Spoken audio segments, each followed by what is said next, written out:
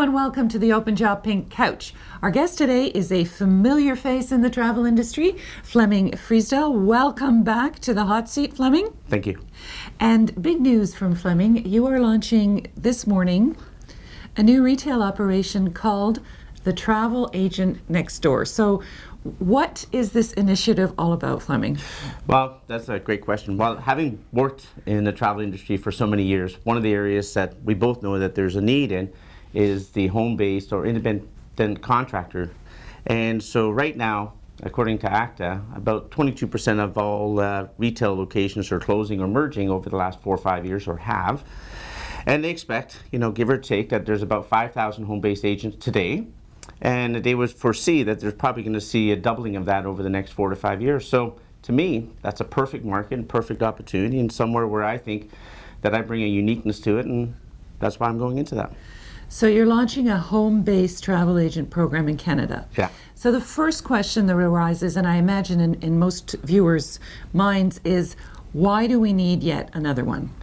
Well, I think another one is a great question, but I think what we do is only home-based business. So most, not all, but most of the home-based business today, it's a secondary part of their business. We strictly focus on home-based, and the staff there all come from back end of working within home-based or working as an operational side. So it's all geared towards a home-based business, and the way we've done it and the value proposition we bring is so different than what you see by any other standards. Like, to give you an idea, we do over 300 mailings, actual mailings, to the agents' customers in a year period. Okay, so you're looking to differentiate yourself from the other home-based brands that are out there at the moment. One, that all you're doing is the home-based.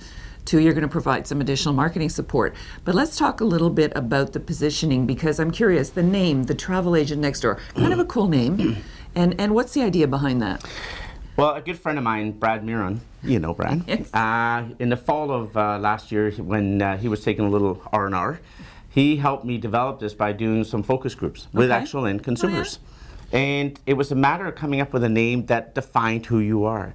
So when you introduce yourself, hi, I'm Bill from the Travel Agent Next Door, it makes them sound, they're local. It makes them feel that they're trustworthy, they're accountable because they're local, and they're in your neighborhood. And the Travel Agent Next Door was a name built for an agent that works from home. So it has really been geared, the whole business is geared towards a home-based agent. And so that's what made it very interesting. And coming up with that name was the cornerstone back in September, October. That was the cornerstone of where everything manipulated from. So everything is centered on this Travel Agent Next Door. So when they brand themselves, is it Nina Slavic Travel, or am I branded as the Travel Agent Next Door? Nina Slavic is the name of the travel agent, therefore, who works there. That's a good question. So there's two answers to that. If some home-based agents, depending on what provinces they're in, are able to use their own name. So we'll use their name and their logo. Okay, so some provinces are not regulated, like Ontario, where TICO is involved, just a little more regulated. There and there, we will have it. So it's Susie Jane at the travelagentnextdoor.ca. So it'll be very much them, their own website, and every agent gets their own website. So because that adds to a sense of professionalism. Okay, so you're launching this. The other, I think, key question that's going to come out is, where are you going to get the agents? There's only so many agents in Canada. So are we looking at shifting market share or creating new agents that have not yet entered the industry? Two answers. Yeah. So to begin with, we're going to go after 3 very specific groups of agents. We're going to go after agents that work in bricks and mortar, where maybe the store is looking at closing, or maybe they're looking for a change to work from home. And what the idea is that we've even got a chartered accountant that's going to help those agents get into the market, set them up as a home-based agent, get their corporate stuff done, get their GST done, all those kind of things for a very, very low price. Then we've got agents that are already home-based, and that's the other group that we're really going after, because those agents, the amount of marketing and support from a health program, we have a health and witness program, we have IT support, and the list is just endless. They're going to see the value proposition and just say, wow. And then you have the agents that are more cruise oriented, and to come up with something new for them to show with our affiliation or licensee with Travel Savers and the Affluent Traveler, it gives us such a big product. And I think one of the things you got to keep in the back of your mind is that we're not launching something new. Penny Martin, who works with me, has been there for doing retail for 25 years. Nancy Obey has been a controller and operations at Sears for 26 years.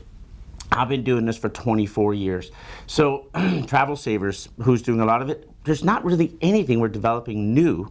We're just really piecing it together in a very unique way that stands and says for a home-based agent. So you're using some of the Travel Savers infrastructure? Yes. I see. Okay, as a kind of marketing and what else are they supplying you with? So they're going to be supplying us with their marketing tools. We're going to use some of theirs, and then we're creating a lot of our own too. Okay. So the idea is that we're just like any other affiliate of theirs. I see. But just All right. doing it differently. Interesting. So they have the infrastructure that will help support your initiatives. One of the things we talked about earlier, Flemming, you mentioned, and this is something where I think you might ruffle some feathers and is kind of interesting, is your approach towards the whole preferred relationship. Talk to me about that. Well, one of the things I'm a great believer in. I mean, I was senior vice president at Thomas Cook for, I worked there for 19 years as we progressed.